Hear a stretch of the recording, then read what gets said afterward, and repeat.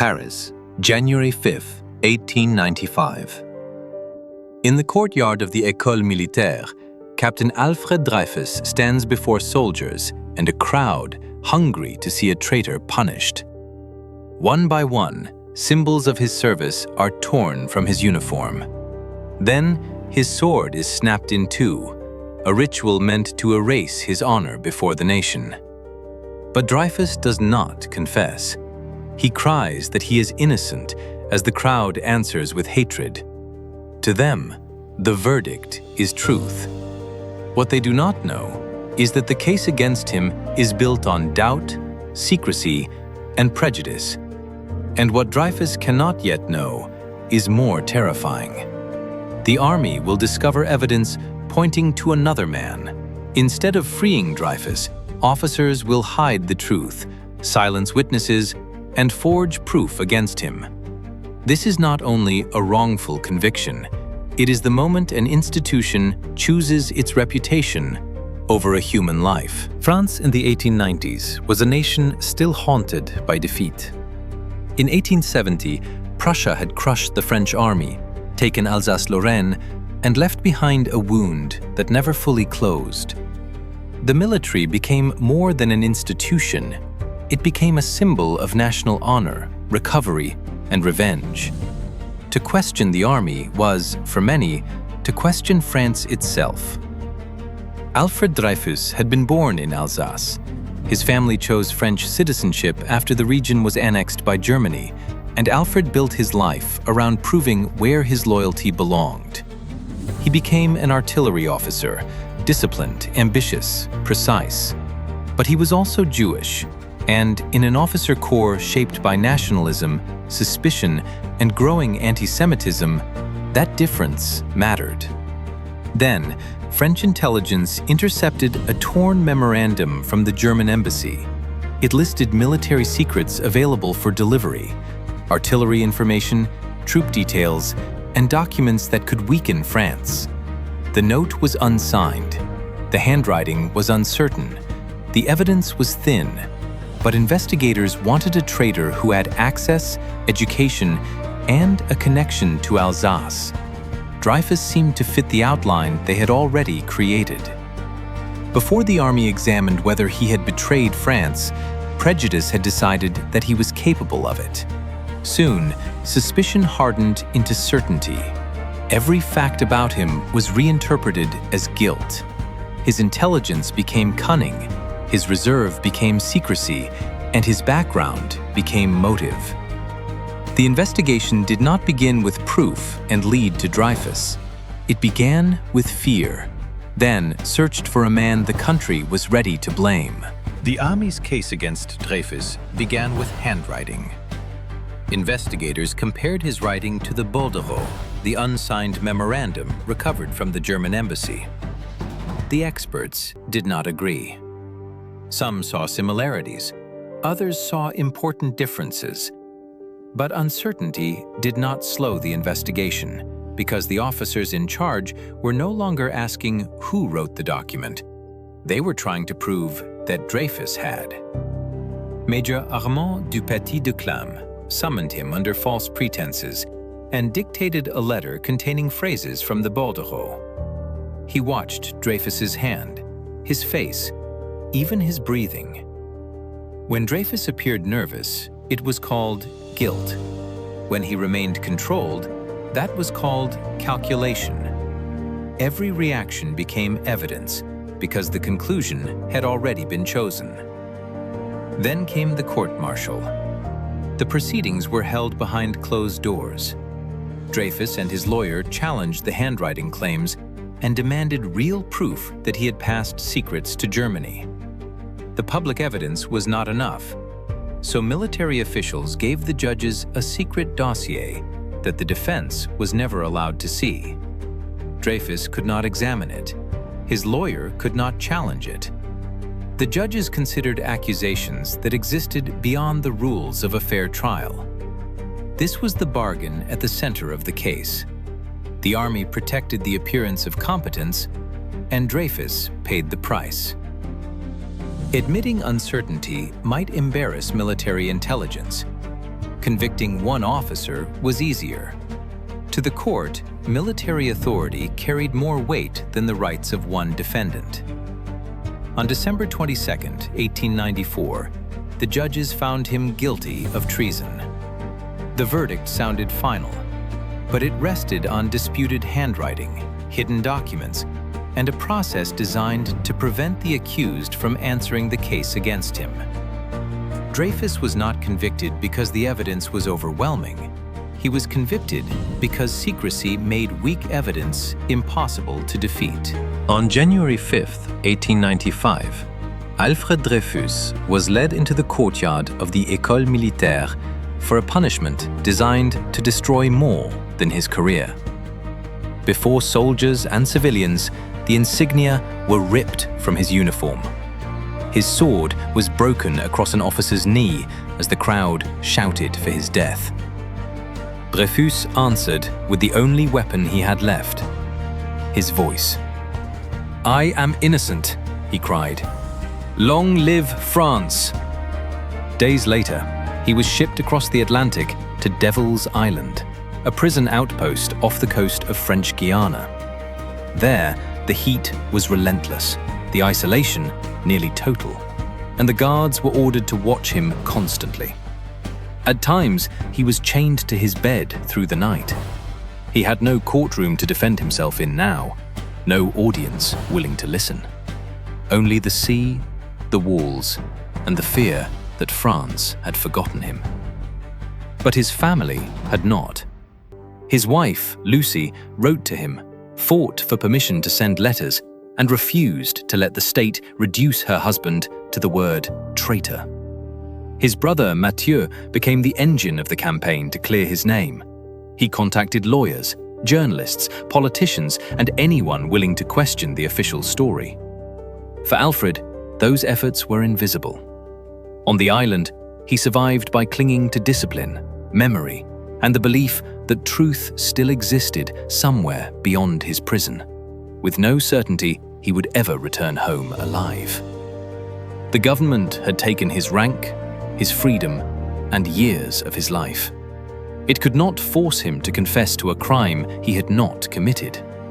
And while Dreyfus endured in isolation, a new chief of military intelligence in Paris was about to discover something explosive. The trail did not lead back to Devil's Island. It led to another French officer. In 1896, Lieutenant Colonel Georges Picquart became head of French military intelligence. He was not a crusader, and he was not searching for proof that Dreyfus was innocent. He was doing his job. Then a torn telegram, known as the Petit Bleu, crossed his desk. It linked the German military attaché to another French officer, Major Ferdinand Valsin-Esterhazy. Picquart investigated quietly. The deeper he looked, the more disturbing the pattern became. Esterhazy had access to military information, he had financial troubles, and his handwriting resembled the bordereau far more closely than Dreyfus's ever had. The discovery did not merely weaken the case against Dreyfus, it offered the army a suspect whose motives and access made sense. Picquart reopened the secret file used to secure the conviction. What he found was not proof.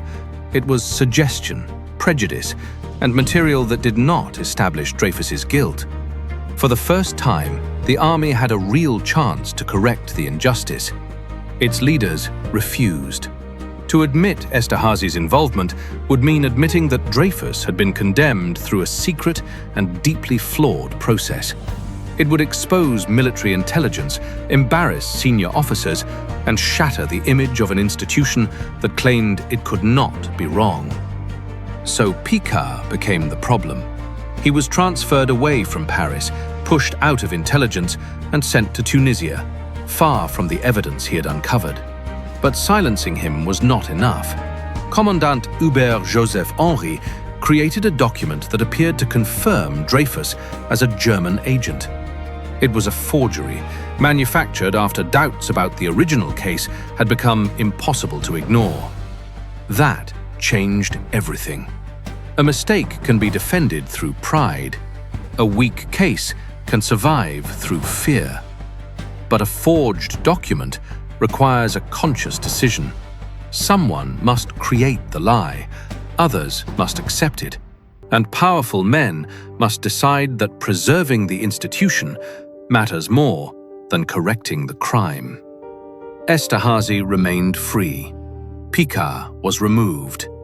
Dreyfus remained on Devil's Island, unaware that the army now possessed evidence pointing toward another man. The institution had reached a crossroads between truth and reputation. It chose reputation. By 1897, the truth could no longer be contained inside military offices. Picard had shared what he knew, and Mathieu Dreyfus, journalist Bernard Lazare, and Senator Auguste Scheurer-Kestner began forcing the case into public view. The army answered by protecting Esterhazy. In January 1898, he faced a court-martial. The evidence against him was serious, but the trial ended almost as quickly as it began. Esterhazy was acquitted and left the courtroom to cheers. For Émile Zola, silence was no longer possible. On January 13, 1898, the newspaper L'Aurore published his open letter beneath one enormous headline: "J'accuse." Zola did not speak cautiously. He named officers, accused the military of condemning an innocent man, and charged the state with protecting the guilty. The letter transformed the affair. France split into two hostile camps. Dreyfusards demanded justice and civilian accountability. Anti-Dreyfusards defended the army and treated criticism as betrayal. Anti-Semitic newspapers poured hatred into the streets. Families divided. Friendships collapsed. The question was no longer only whether Dreyfus had written the bordereau, it was whether France valued truth more than military honor. The government prosecuted Zola for libel. He was convicted and fled to England, while Picard was arrested and imprisoned. But punishing the accusers could not erase the evidence. In August 1898, investigators confronted Commandant Henri with the document that supposedly proved Dreyfus's guilt. It was fake. Henri confessed to forging it. The next day, he was found dead in prison, his throat cut. The conspiracy had finally become undeniable. Yet even then, the system resisted surrender. Dreyfus was brought back from Devil's Island and tried again at Rennes in 1899. After years of revelations, the military court found him guilty a second time, now with extenuating circumstances. The phrase exposed the absurdity. Either he had sold France's secrets, or he had not. President Émile Zola offered a pardon. Exhausted and physically broken, Dreyfus accepted it and walked free. But freedom was not innocence. A pardon ended his punishment, but it left the false verdict standing over his name. The army had released the man while refusing to release the lie. A pardon gave Alfred Dreyfus his freedom, but it did not give him back the truth. To accept mercy was to leave the conviction standing, as though the state had forgiven a crime he never committed. So Dreyfus continued fighting. The affair moved through appeals and new investigations. Each step forced France to confront what its institutions had tried to bury. In 1906, the Court of Cassation annulled the judgment against him.